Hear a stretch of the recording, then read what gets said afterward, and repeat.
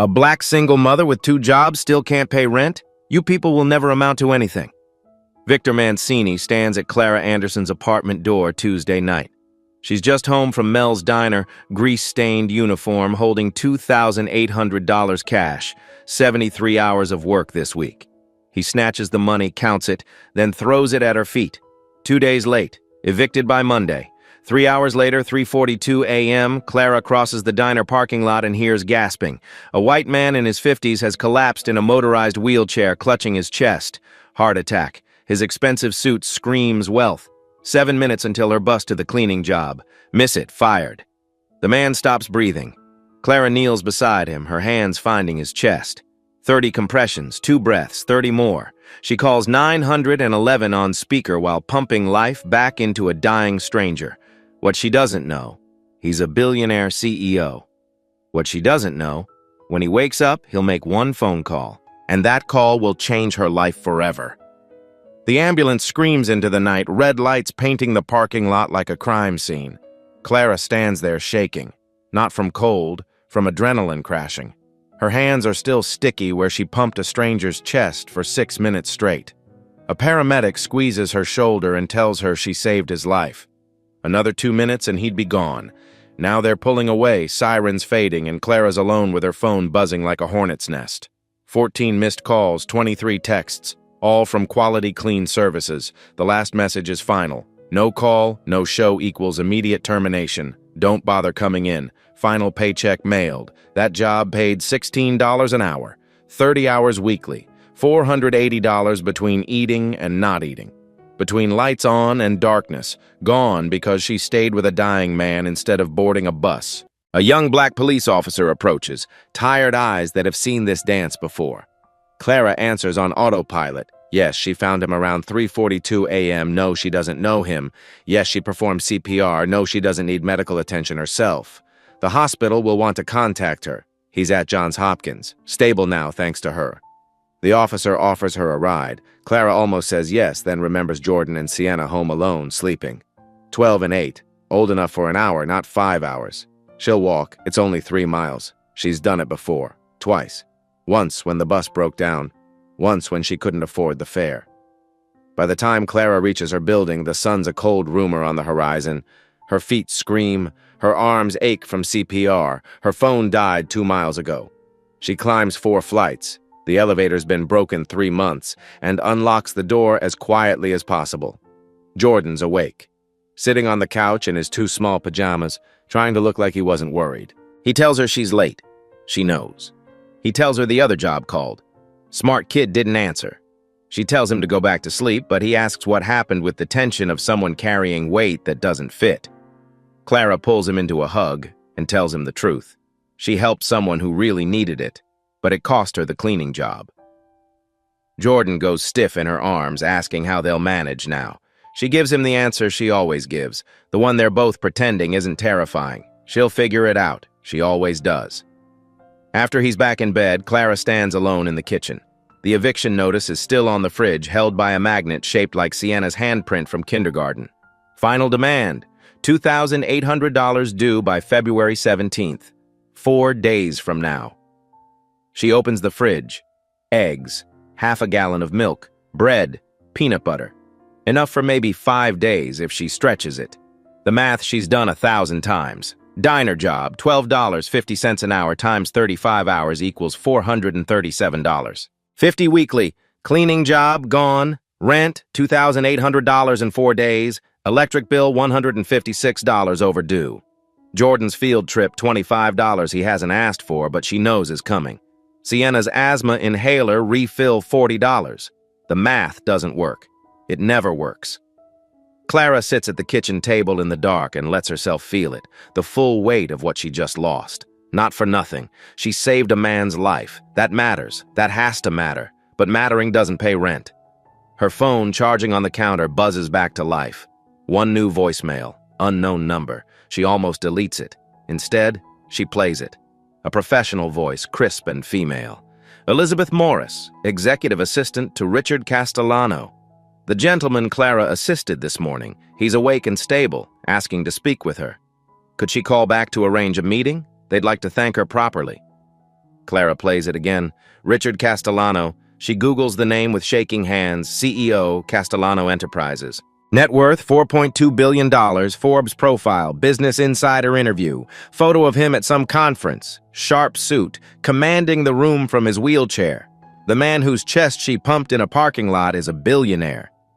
Clara stares at the photo, then at the eviction notice, then back at her phone. 4 days. She saves the voicemail and goes to check on her sleeping children, because that's what she does. That's all she can do. Outside, Baltimore wakes up to another cold morning, indifferent to miracles and mathematics alike. Clara doesn't call back right away. She needs to think. She needs to Google more. She needs to understand what thank you properly means when it comes from someone worth $4 billion. Wednesday morning, Jordan and Sienna eat cereal. The generic kind, the box she bought because it was 87 cents cheaper. Clara watches them and doesn't eat. She's gotten good at skipping meals. Sienna asks why she looks sad. Clara says she's just tired. Jordan, quiet and knowing, mentions she lost the night job. Sienna's spoon stops halfway to her mouth. Clara tells them she had to help someone. It was the right thing to do. They'll be fine. The lie tastes like cardboard cereal. After dropping them at school, walking because the bus pass expired, Clara heads to the diner for her shift. Her co-worker, Tisha, is already there, refilling ketchup bottles. She takes one look at Clara and sees Death walking. Clara admits it was a rough night. Quality Clean called looking for her, sounding angry. Clara tells her she was fired. Tisha stops mid-pour, shocked. Clara explains about the CPR, couldn't leave him. The person's okay, alive, and Clara's unemployed. Tisha calls it messed up karma. Clara ties on her apron. Tips from a Wednesday lunch shift might get her $40 if she's lucky. $40 toward $2,800. The math is cruel. Halfway through her shift, her phone rings. Unknown number. She steps into the kitchen and answers. It's Elizabeth Morris from Castellano Enterprises following up on the voicemail. Would tomorrow at 10 a.m. work? Johns Hopkins Private Pavilion. Tomorrow's Thursday. Clara has a shift. Elizabeth offers to compensate her time. $500 for 1 hour. Clara nearly drops the phone. $500 for 1 hour. She makes $12.50 here. 1 hour there equals 40 hours here. She accepts, her voice barely steady. When the call ends, Clara stands in the kitchen surrounded by frying burgers and old grease, staring at her phone like it's speaking a language she doesn't understand. That evening, Clara's at home helping Sienna with homework when someone pounds on the door. Hard, authoritative. It's Mancini, and he's not alone. There's a younger man with him. Expensive haircut, expensive suit, expensive sneer. The kind of white man who's never heard no in his life. Mancini introduces him as Derek Voss, representing Apex Development Group, the new owners of this building. Voss looks around her small apartment like it's contaminated and delivers the news. All current tenants need to vacate by Saturday, 3 days from now. Clara protests. He said Monday. She has until Monday. Mancini explains the building sale supersedes previous agreements. It's in her lease. Fine print. Clara calls it illegal. Voss suggests she get a lawyer, then smiles coldly and asks if she can afford one. Jordan appears behind Clara. He's heard everything. Clara, with controlled fury, tells them to get out of her home. Mancini corrects her. Technically, it's not her home anymore. She's just occupying it. 3 days or the sheriff removes her. Her choice. After they leave, Clara tells Jordan to pack a bag. Just essentials. Don't let Sienna see. He asks where they're going. She doesn't know yet, but they're not giving these men the satisfaction of watching them beg. She sits on her couch, the one she bought used 7 years ago, where she's read 1,000 bedtime stories, and pulls out her phone. She Googles Apex Development Group. The results make her stomach turn. Shell Company. Connections to Senator Alan Morrison. 52 buildings purchased in low-income neighborhoods across Baltimore in 2 years. Pattern of rapid displacement. Lawsuits, settlements with NDAs. Then she sees it. A quote from Derek Voss in a Baltimore Sun article from 6 months ago. They're not displacing people, they're upgrading communities. If current residents can't afford market rate, that's not their problem. Clara reads it 3 times. Market rate means people like Voss decide who deserves to live somewhere, and people like Clara don't make the cut. She looks at Elizabeth Morris's voicemail again. Tomorrow, 10 a.m., a billionaire wants to thank her. Clara doesn't believe in miracles, but she believes in showing up. She's done it her whole life. 2 jobs, 73-hour weeks, walking 3 miles in the dark because staying meant saving a life. She texts Elizabeth, "I'll be there." Then she goes to her children's room and watches them sleep, memorizing this moment because in 3 days it might all be gone. Outside, Baltimore doesn't care. But tomorrow, someone will. Thursday morning, Clara takes the bus to Johns Hopkins wearing her best outfit, a thrift store blazer over a clean blouse, pants without stains. She still looks like someone who can't afford to be here. The private pavilion doesn't look like a hospital. Marble floors, fresh flowers, a receptionist who says good morning like she means it. Clara gives her name and mentions the meeting with Richard Castellano. The woman smiles, actually smiles, and directs her to the 4th floor, suite 412. Elizabeth Morris meets her at the elevator. 30s, white, professional warmth that might be real. She thanks Clara for coming and mentions that Mr. Castellano's been asking about her every hour. She made quite an impression. Clara downplays it. She just did CPR. Elizabeth insists it was more than that. She leads Clara down a hallway that smells like lavender instead of antiseptic. Suite 412 has a door, not a curtain. Inside, it's more studio apartment than hospital room. Richard Castellano sits in his wheelchair by floor-to-ceiling windows overlooking Baltimore. Maybe 55, graying hair, sharp eyes, hospital gown that somehow still looks dignified. IV running to his arm, heart monitors beeping steadily. He's alive because Clara chose to miss a bus. Richard greets her by name, voice stronger than expected. Clara says she's glad he's okay. He tells her he's okay because of her, gesturing for her to sit. The doctors explained it clearly. Without immediate CPR, he'd have brain damage or be dead. 6 minutes without oxygen, the difference between life and vegetable. Clara mentions learning CPR after her father died. Same thing, heart attack. She didn't know what to do then. Something shifts in Richard's face. Understanding. He offers condolences. Clara says it was 13 years ago, but she promised herself she'd never be helpless like that again. Richard acknowledges that Tuesday night she wasn't. They sit in comfortable silence. Then Richard wheels closer and mentions Elizabeth told him Clara lost her job staying with him.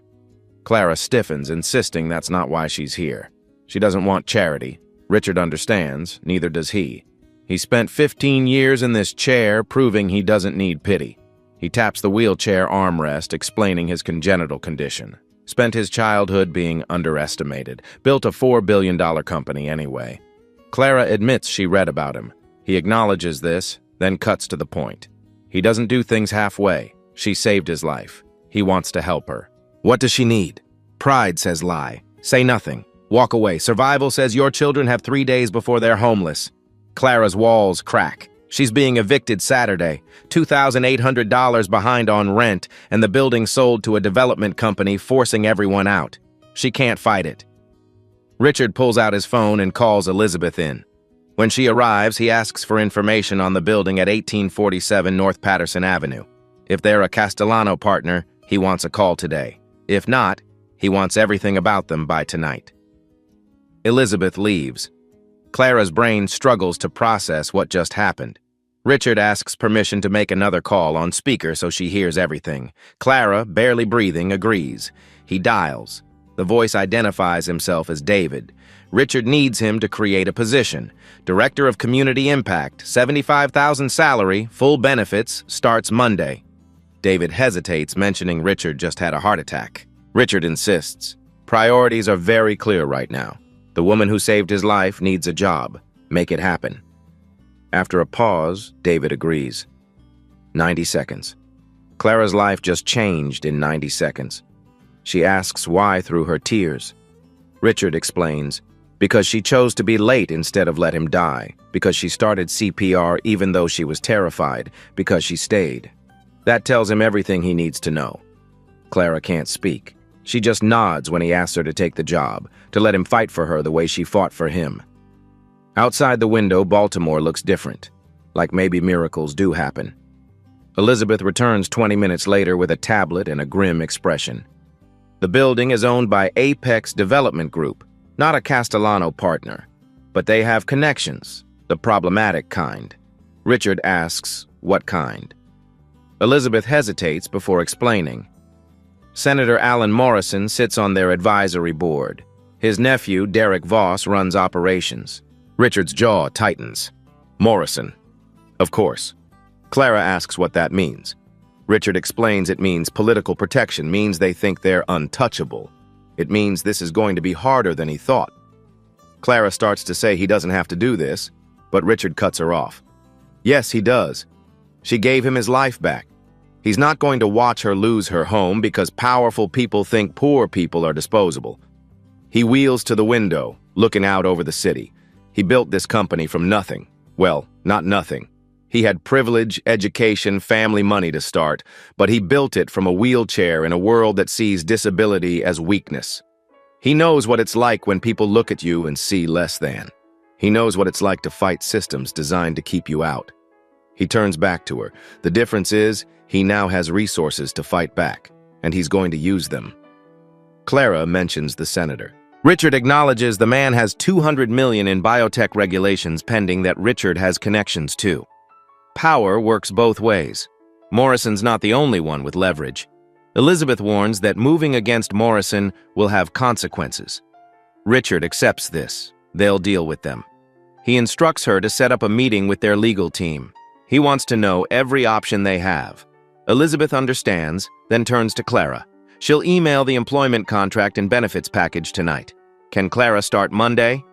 Clara, still processing everything, confirms she can.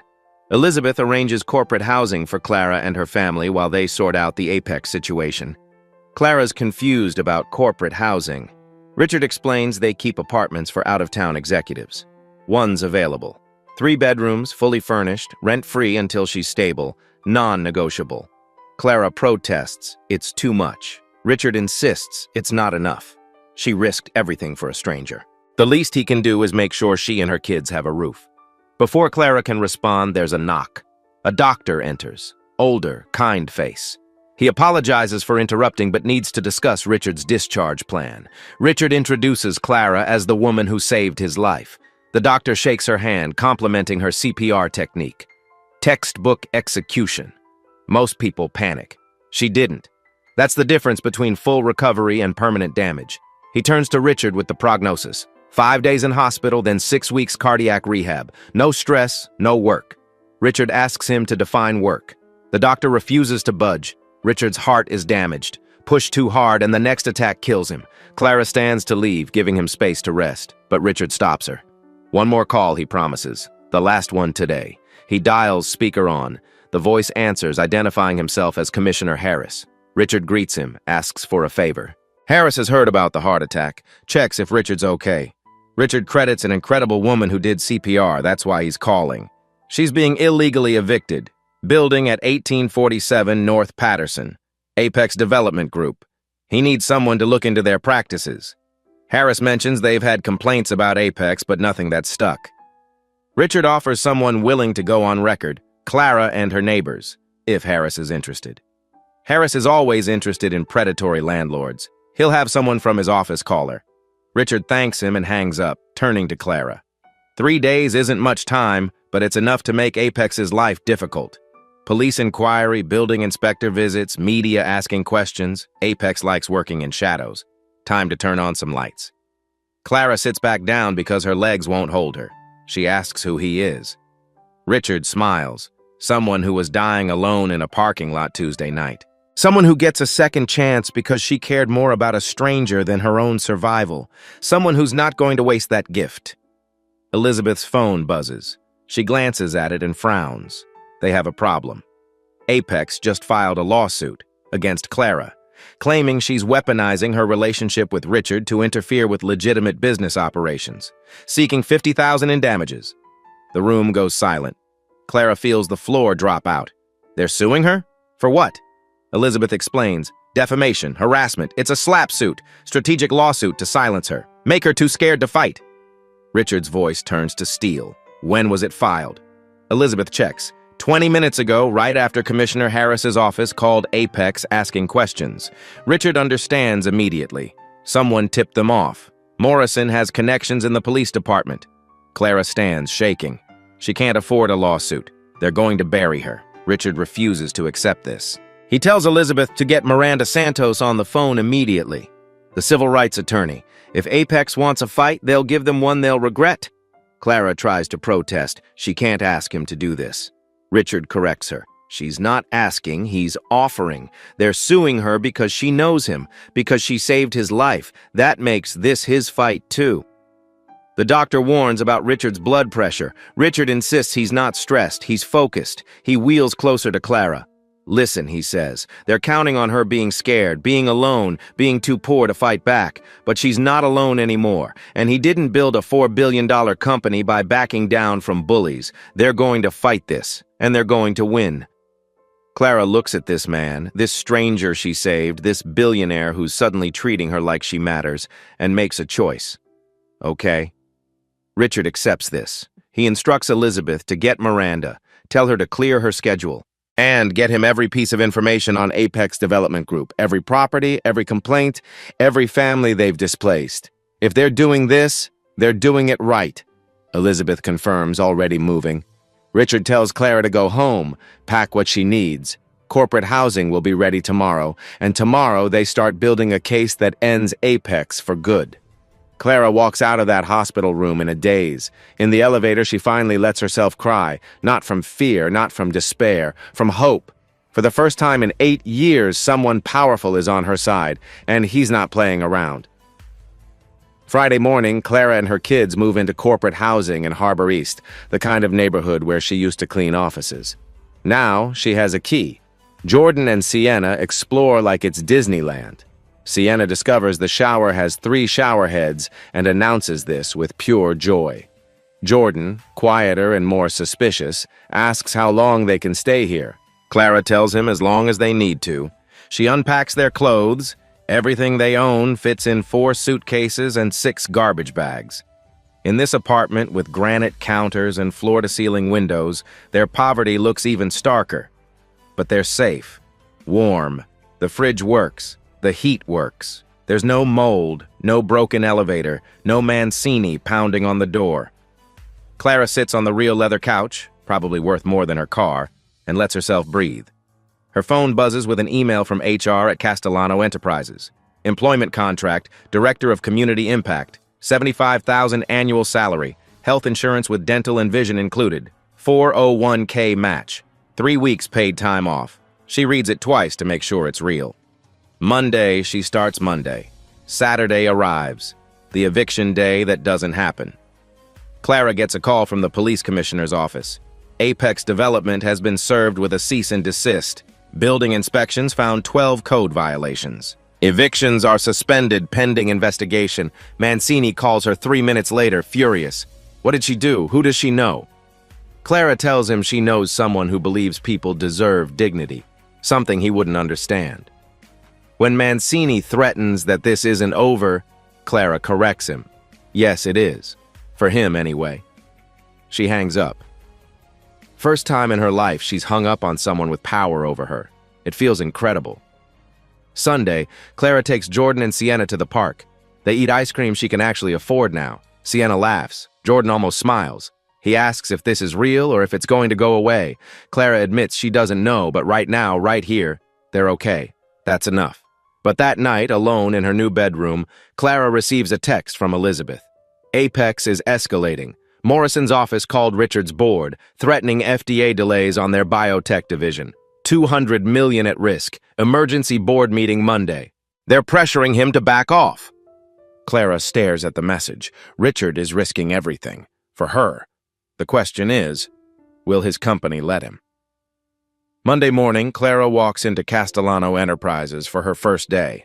The building is glass and steel, 40 stories of power. She's given a badge, an office, a laptop, a team. Her job? Connect company resources to underserved communities. She's good at it. She knows these communities, she's lived them. Her coworker, James, shows her the ropes, mentioning she's the first community liaison Richard's hired who actually comes from the community. Usually it's Ivy League kids who think poverty is something you fix with a TED Talk. Clara responds that she didn't go to college. She went to the school of 3 jobs and eviction notices. James says that's exactly why she'll be good at this. Clara spends the morning meeting families, hearing stories that sound like her own. Single mothers, disabled veterans, elderly folks on fixed incomes, all facing displacement from Apex properties. By lunch, she's documented 14 cases identical to hers. Apex isn't just targeting her building. It's a pattern, systematic, ruthless. She brings the documentation to Elizabeth, who confirms Miranda needs this for the case. Clara asks how Richard is. She hasn't seen him. Elizabeth hesitates. Board meeting. It's tense. In the boardroom, Richard faces 8 people who are not happy. The CFO reports that Senator Morrison called this morning, threatening to hold up their FDA approvals indefinitely. $200 million in pending revenue gone. All because Richard's fighting a landlord dispute for one employee. A board member named Stevens challenges this. Richard gave Clara a job, a very generous job. He's repaid the debt. Time to walk away. Richard refuses to frame it this way. Walk away from what? From doing what's right. Stevens counters with shareholder value over sentiment. They have fiduciary duties. Richard insists he has a moral duty. Apex is displacing hundreds of families through fraud. They have evidence now, documented patterns. They can't ignore that. Stevens says they absolutely can. It's not their problem. Richard argues it became their problem when Apex sued Clara for knowing him. They're using power to silence her. If he backs down, what message does that send? That they only fight injustice when it's convenient. The CFO reframes. It says they prioritize the company over one person's housing situation. Richard's response is simple. That one person is why he's alive to have this conversation. The room goes quiet. Then Stevens leans forward and suggests Richard is letting gratitude destroy what he's built. Morrison has real leverage. He can kill their biotech division with one committee vote. Richard says they'll fight that too. Stevens asks with what? Richard's one man, Morrison's a senator with 20 years of connections. Richard counters that he's one man with resources and a reason to use them. That's more than most people get. Stevens calls for a vote on whether to continue legal action against Apex Development Group. Richard questions if they're voting on whether to defend an employee from retaliation. Stevens reframes it as voting on whether to risk the company over a non-core issue. Richard tells them to vote. But to know this, if they tell him to abandon Clara Anderson, they're telling him the company he built values money more than people, and he won't lead that company. The vote is 6-3 against continuing the fight. Richard sits in his wheelchair, surrounded by people he's worked with for 15 years, and feels utterly alone. He tells them he abstains from this decision but won't enforce it. Clara's legal defense continues on his personal dime. Stevens protests that's not how boards work. Richard responds, "Then fire me." But they won't, because he's the face of this company and the shareholders love him. They're at an impasse. He's not abandoning her. Meeting adjourned. He wheels out before anyone can respond. Clara's packing up her office at 6 p.m. when Elizabeth finds her. They need to talk. The look on her face says it's bad. In a conference room, Elizabeth delivers the news. The board voted to drop the case against Apex. They're pressuring Richard to back off, but Richard refused. He's continuing Clara's legal defense personally. Then Elizabeth shows Clara a photo on her phone. It's Clara's apartment building, former apartment building. Locks changed, her belongings piled on the curb. Furniture, photos, Jordan's school projects. Clara can barely breathe. When did this happen? This afternoon. Mancini filed an emergency order claiming the unit was abandoned. Sheriff executed it 2 hours ago.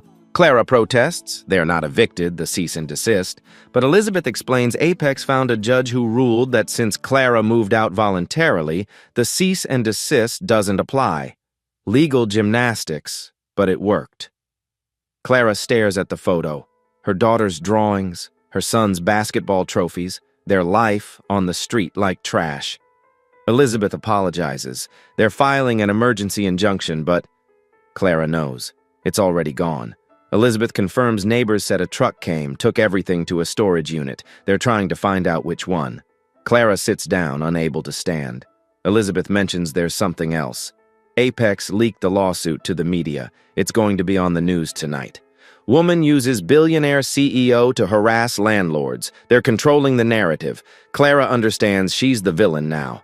Elizabeth says Richard's PR team is drafting a response, but Clara stops her. Just stop. This is too much. Richard's losing his board. His company's at risk. Her stuff is on the street. Now she's going to be on TV as some kind of con artist. She should quit. End this. Let them win. Elizabeth insists Richard won't let her. Clara says it's not his choice. Elizabeth counters that Richard told the board he'd rather lose the company than abandon Clara. He meant it. Clara walks to the window. Baltimore sparkles below, indifferent to her pain. She asks why he's doing this. She's nobody, one person, not worth all this. Elizabeth's answer is clear. Clara's not nobody to him. She gave him his life back, and Richard Castellano doesn't do anything halfway. When he commits completely. Clara's phone rings, unknown number. She almost doesn't answer, but she does. It's Mancini, asking if she's enjoying her fancy corporate apartment, warning it won't last. Castellano will get tired of her. They always do. When he does, she'll have nothing. No home, no job, no dignity. She should have just left quietly. Clara asks if he's done. He tells her this is her last chance. Drop the lawsuit, disappear, or they bury her. Clara's response is simple, then bring a shovel, because she's not going anywhere. She hangs up, Elizabeth staring at her. Clara makes a decision. Set up a meeting with Richard and Miranda Santos. If they're fighting for real. Not just for her, for everyone Apex has done this to. Elizabeth smiles. Now Clara sounds like him. Clara agrees, because she's done being scared. Outside, the sun sets on Baltimore. The city doesn't care about justice or injustice, but the people in it are starting to. Tuesday morning, Clara meets Miranda Santos in a conference room that costs more per hour than Clara used to make in a week. Miranda's 40-something, Latina, sharp suit, sharper eyes. She's built a career destroying predatory corporations. She reviews Clara's case and delivers her assessment. Apex made a mistake suing her. Clara asks how. Miranda explains discovery. They open the door to examine all their practices, every eviction, every building, every tenant. If there's a pattern of discrimination, they can prove it. Richard wheels in, looking tired but determined. He asks what they need. Miranda's answer: testimony from every tenant Apex displaced. They're building a class action with Clara as lead plaintiff. Clara confirms that lead plaintiff means public. Her face on the news, her story in the papers. Is she ready for that? Clara thinks about Mancini throwing her rent check at her, about Voss sneering in her apartment, about Jordan asking if this is real. She says yes. Miranda warns this isn't just fighting Apex. It's fighting Senator Morrison, political connections, money. They're going to come at her hard. Richard acknowledges they already are.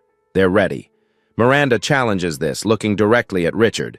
His board wants him to back off. His company's at risk. Why is he still here? Richard's answer is straightforward. When he was dying in a parking lot, Clara chose his life over her survival. He doesn't forget debts like that. Miranda clarifies this isn't about debt anymore. This is about changing a system. Richard accepts this. Then they'll change it. The next 48 hours blur together. Miranda's team interviews 14 families. Same story, different addresses. Fraudulent charges, sudden evictions, buildings sold to luxury developers. Clara works with her new team at Castellano Enterprises, connecting families to legal resources, documenting everything that might help the case. Wednesday afternoon, Richard makes a call with Clara, listening. He contacts Senator Helen Burke, Morrison's political rival, and proposes something interesting. He tells Burke about Apex Development Group, run by Morrison's nephew, systematically displacing over 300 families in Baltimore. Racial targeting, fraudulent charges, political protection. He has documentation, testimony, evidence. Burke asks why he's telling her this. Richard explains Morrison's been blocking her housing reform bill for 2 years. This gives her ammunition, public hearings, media attention, justice for vulnerable families, and it happens to destroy her political rival. Burke notes he's asking her to use his case for political gain. Richard reframes. He's offering her a chance to do the right thing that also happens to be politically advantageous. Win-win. After a pause, Burke asks him to send everything he has. If it's as bad as he says, she'll call for a Senate inquiry. Richard promises it's worse. He hangs up and looks at Clara. Politics is a game, but sometimes the game can be played for good. Clara questions if he's using her as a political weapon. Richard distinguishes this as using her story to expose corruption. There's a difference. Clara asks if there really is. Richard insists yes, because when they're done, it's not just her who benefits. It's everyone Apex has hurt, everyone they would have hurt. That's not using her. That's amplifying her. Clara considers this carefully. her face going public, becoming a symbol instead of a person. She agrees, but with conditions. She wants to control her own story. No spin, no PR polish. The truth. Richard accepts immediately. Thursday, Clara does her first interview. Local news, live. The reporter asks the obvious question. She saved billionaire Richard Castellano's life. Now he's fighting a legal battle for her. Some say she's taking advantage of his gratitude. Clara's response is direct. Some people also said she should have let him die so she could catch her bus. She didn't save Richard Castellano because she wanted something. She saved him because watching someone die when you can help isn't something she can live with. The reporter presses about the high-paying job and corporate housing. Clara explains she has a job because she's qualified. She has housing because a company provided it while she's being illegally targeted. And she has a lawsuit because Apex Development Group thinks poor black women don't fight back. They're wrong. When asked what she wants people to know, Clara delivers her message clearly. This isn't about her and Richard. This is about a system that lets powerful people destroy families for profit.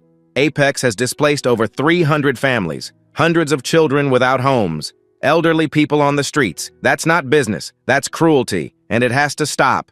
The interview goes viral. By Friday morning, #Justice for Clara is trending.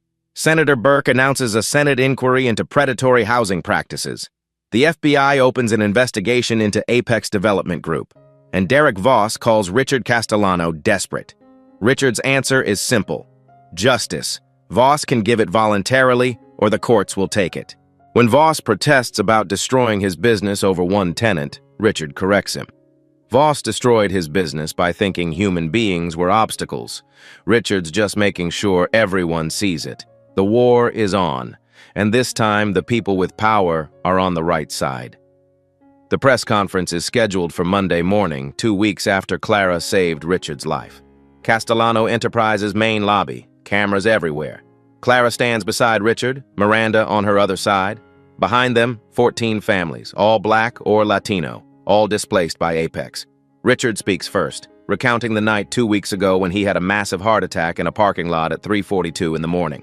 Alone, dying. And a woman he'd never met chose to save his life instead of catching her bus to work. That woman, Clara Anderson, lost her job that night, then her home, then was sued for $50,000 by the company that evicted her. Why? Because she knew him.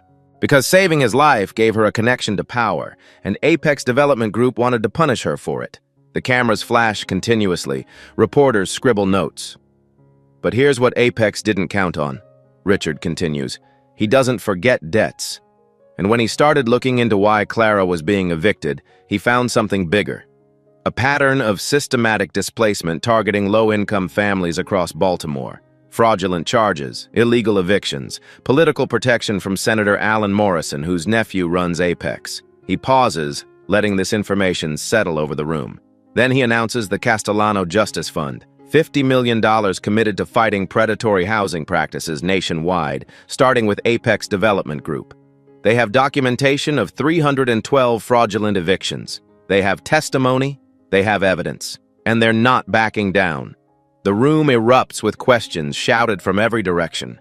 Richard gestures to Clara. She steps to the microphone, hands shaking but voice steady. She introduces herself. Clara Anderson, a black single mother who worked 73 hours a week and still couldn't afford rent.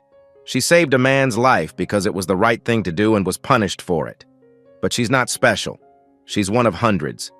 Behind her are families who lost everything because people like Derek Voss think poverty means you don't deserve dignity. She looks directly at the cameras, delivering her core message. This has to stop, not just for her. For every family living one emergency away from homelessness, for every person working 3 jobs and still falling behind, they deserve better. And today they're fighting for it. The applause is deafening. By Tuesday, Senator Morrison is on CNN, visibly uncomfortable. When asked about his nephew's company being under federal investigation, he claims no knowledge of any improper practices. Derek runs his business independently. The reporter presses, but Morrison sits on Apex's advisory board. Morrison insists it's in name only. He's not involved in day-to-day operations. The reporter mentions records showing Morrison blocked housing reform bills that would have prevented exactly these practices. Morrison calls this a mischaracterization but he's drowning. Live on television. Senator Burke calls for formal Senate hearings. Wednesday brings another board vote at Castellano Enterprises. This time it's 6-3 in Richard's favor. Stevens admits the public response has been overwhelming. Continuing the fight is good for the brand. Richard doesn't smile. It was always good for the brand, he notes. It was also the right thing to do. He's glad they finally see that. Thursday delivers the first legal victory. Federal court dismisses Apex's lawsuit against Clara. Not just dismisses it, but sanctions them for filing a frivolous slap suit. The judge's ruling is clear. This lawsuit was filed in bad faith to intimidate Clara. Apex Development Group is ordered to pay her legal fees plus $25,000 in damages. Furthermore, the judge is referring this case to the state bar for potential ethics violations. Clara sits in the courtroom with Miranda beside her, feeling something she hasn't felt in years: vindication. Mancini's in the back row. When the judge rules, he stands and storms out. Clara catches his eye as he passes and delivers a quiet line about picking that up on his way out. He doesn't respond. They both know she won. Friday brings settlement negotiations. Derek Voss, his lawyers, Senator Morrison trying to distance himself, versus Miranda Santos, Richard's legal team, and the weight of public opinion. Miranda lays out exactly what's happening. Apex will cancel all pending evictions across 52 buildings. They'll refund $4.3 million in fraudulent charges. They'll sell the buildings to a community land trust at fair market value, which Castellano Enterprises will finance, and Derek Voss will be permanently barred from property management in Maryland.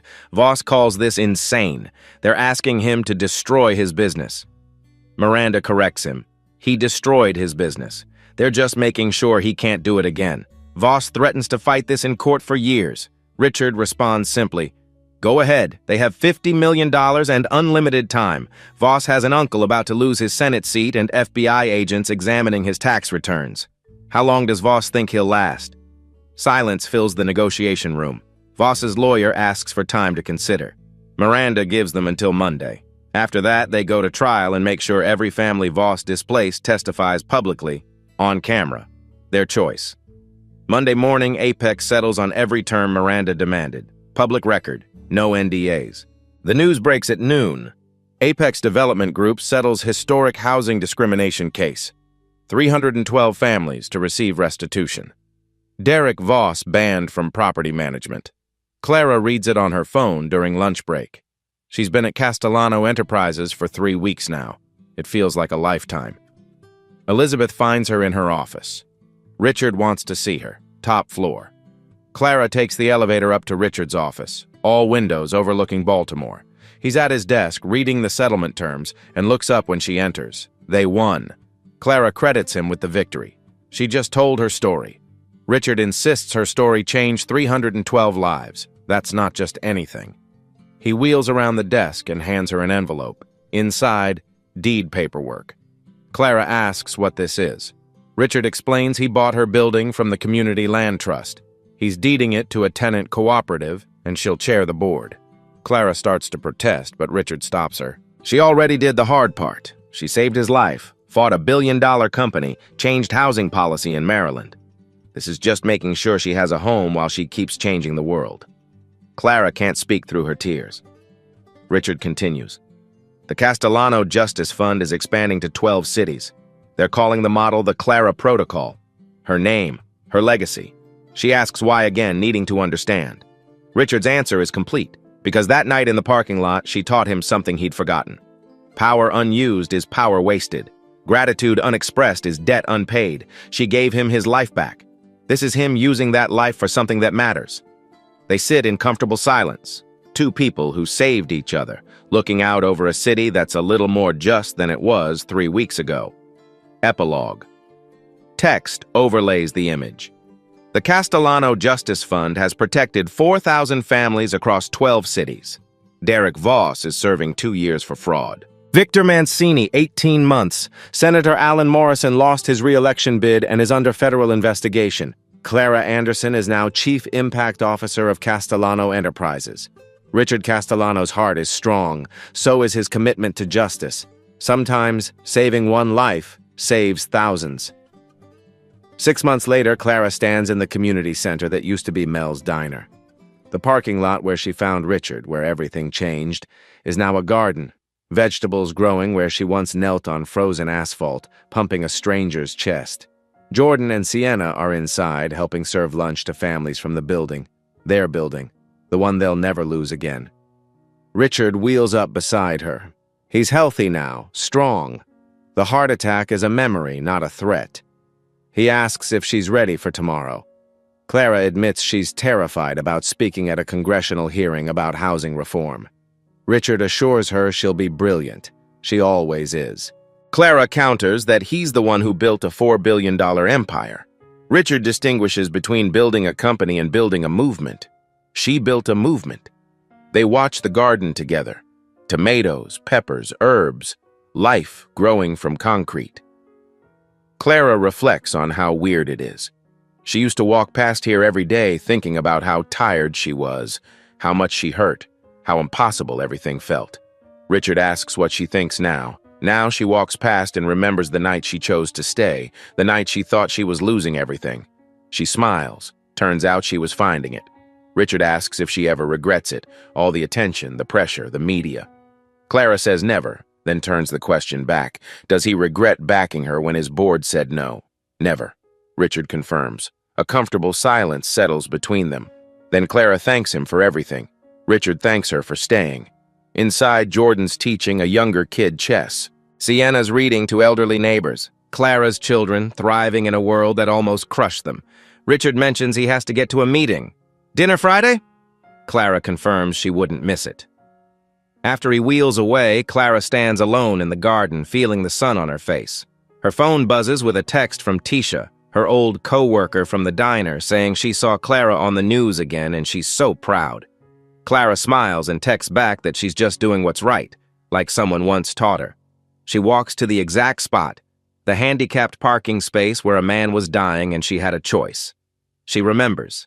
7 minutes to the bus, a stranger's blue lips, her father's last breath, the decision that cost everything and gave everything. She whispers to the wind that she'd do it again, every time. Behind her, children laugh, families gather, a community heals. Baltimore doesn't look different. The buildings are the same, the streets are the same, the yalai. But the people are free, and that changes everything. 1 year later, Clara speaks at the Castellano Justice Fund Gala. Richard introduces her to a room full of donors, activists, and families they've helped. A year ago, he says, this woman had every reason to keep walking. She didn't. And because of that choice, 4,000 families have homes tonight. Because she stayed, a system changed. Because she fought, justice won. Clara steps to the podium and looks out at the crowd. She didn't save Richard because she thought he'd change her life, she explains. She saved him because walking past someone dying isn't who she is. But here's what she learned. Kindness isn't weakness. Gratitude isn't charity. And power that protects people is the only power worth having. She pauses, finding Richard in the audience. Someone once told her that power unused is power wasted, that gratitude unexpressed is debt unpaid. So if you have power, use it. If someone shows you kindness, return it. If you see injustice, fight it. That's how we change the world, one choice at a time. The applause builds. Clara sees faces in the crowd, families she's helped, children in homes, elderly people safe. She closes with a question. Every act of compassion creates ripples. What will yours be? Freeze frame. Clara and Richard side by side. Two people who saved each other. Final text appears. If this story moved you, share it. Every good deed matters. Every person deserves dignity. Every choice counts. Hit that like button if you believe good people deserve good things. Subscribe for more stories of justice and hope. And comment below, what would you have done in that parking lot? Because the world needs more people who choose to stay.